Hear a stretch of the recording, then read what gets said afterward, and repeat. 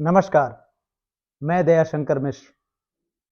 आज का वीडियो देश की उस राजनीति पर केंद्रित है जो सांप्रदायिकता से सीधे सीधे टकराने से बचना चाहती है।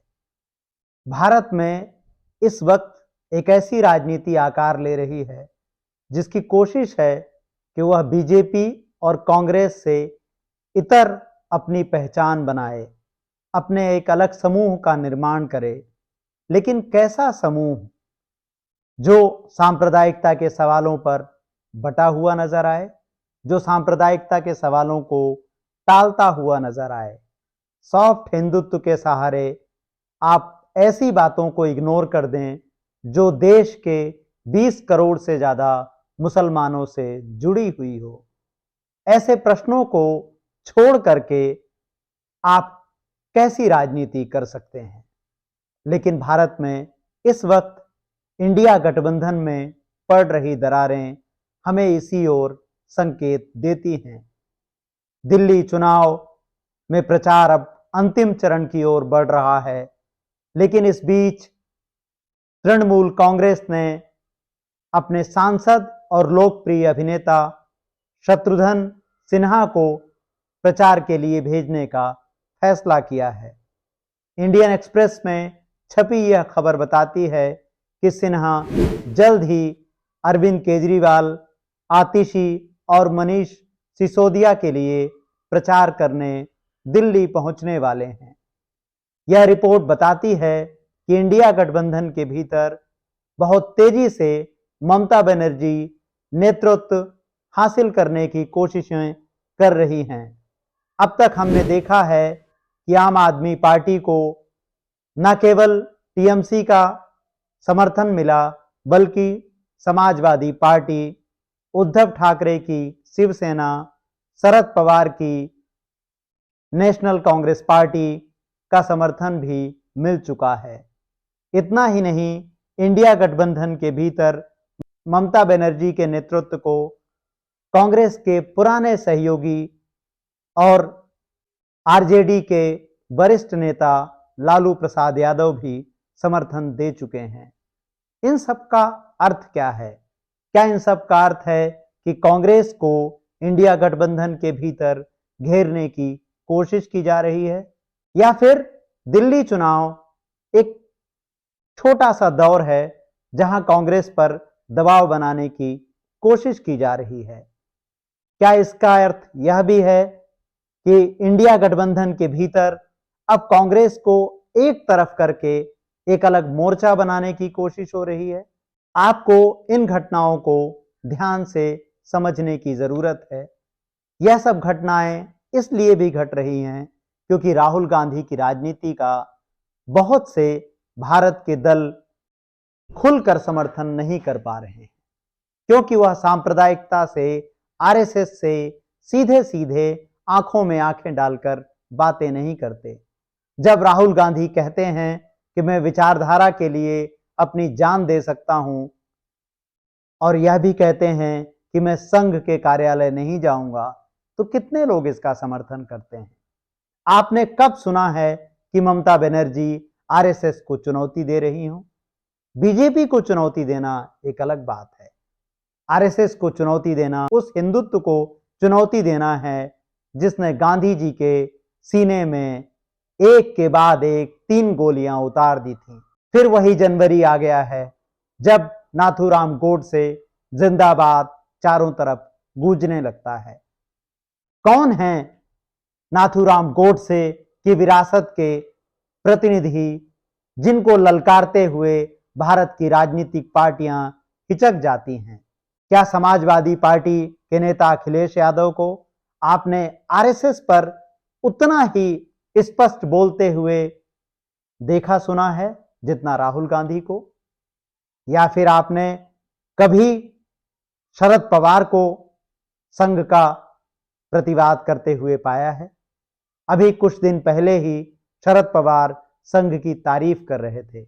उद्धव ठाकरे एक विचित्र परिस्थिति में इंडिया गठबंधन का हिस्सा बने, नहीं तो वह तो हमेशा से आरएसएस के हिंदुत्व के ही सहयोगी रहे हैं। ऐसे में इंडिया गठबंधन के तमाम विरोधाभास सामने आएंगे जो बीजेपी के विरोध के नाम पर दब गए थे, क्योंकि अगले लोकसभा चुनाव में वक्त है। इस बीच में राज्यों में विधानसभा चुनाव होने हैं और यह सभी पार्टियां एक प्रकार से कांग्रेस पर ऐसा दबाव बनाना चाहती हैं कि कांग्रेस राज्यों से भी दूर हो जाए और लोकसभा में भी उनके लिए सीटें छोड़े। यह लगभग ब्लैकमेल की स्थिति है, जब भारत की सबसे बड़ी पार्टी और खासतौर पर वह पार्टी जो अखिल भारतीय स्तर पर अपनी पहचान रखती है और सांप्रदायिकता को सीधे सीधे ललकारती है, राहुल गांधी के अलावा इस वक्त भारत में दूसरा नेता हमें नजर नहीं आता जो सांप्रदायिकता को सीधे ललकारे, जो सांप्रदायिकता को सीधे चुनौती दे। ऐसे में राहुल गांधी क्या करेंगे, कांग्रेस अध्यक्ष मल्लिकार्जुन खड़गे क्या करेंगे, कौन सी रणनीति बनेगी? क्या कांग्रेस के लिए वक्त आ गया है कि वह अकेले लड़े? उत्तर प्रदेश में समाजवादी पार्टी ने कांग्रेस के साथ मिलकर अच्छा प्रदर्शन किया।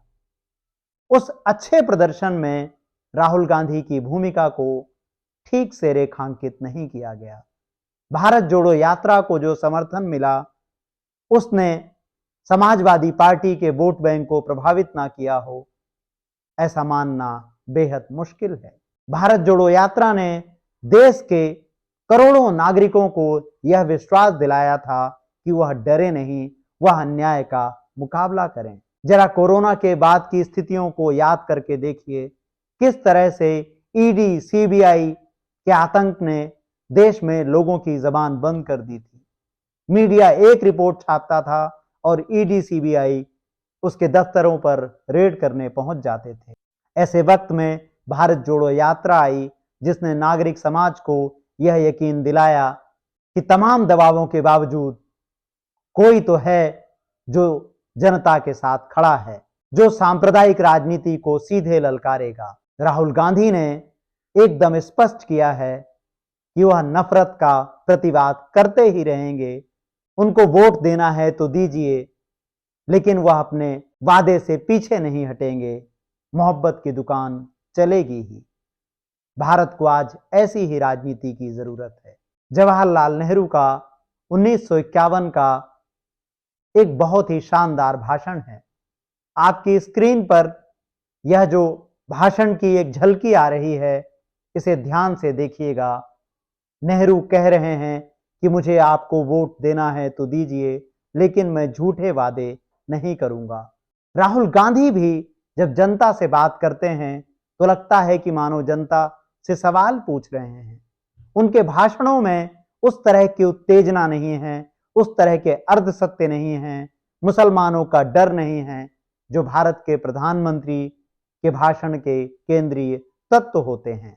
ऐसे में जब राहुल गांधी सांप्रदायिकता से सीधा मुकाबला कर रहे हैं, भारत की दूसरी पार्टियों को उनके साथ आना चाहिए था, मिलकर यह लड़ाई लड़ी जानी चाहिए थी।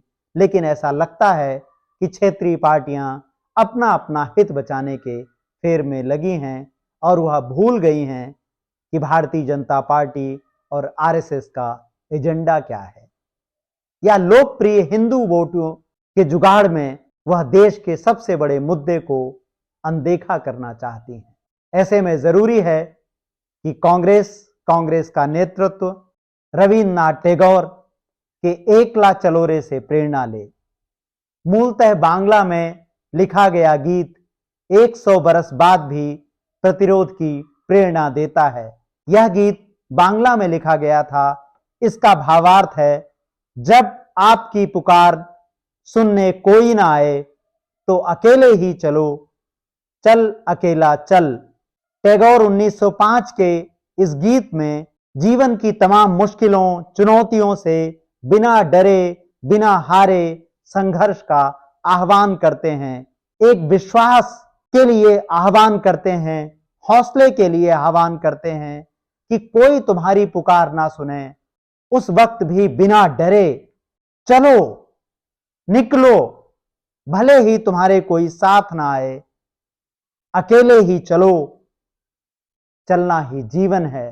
आज राहुल गांधी को, कांग्रेस पार्टी को इसी प्रेरणा की जरूरत है।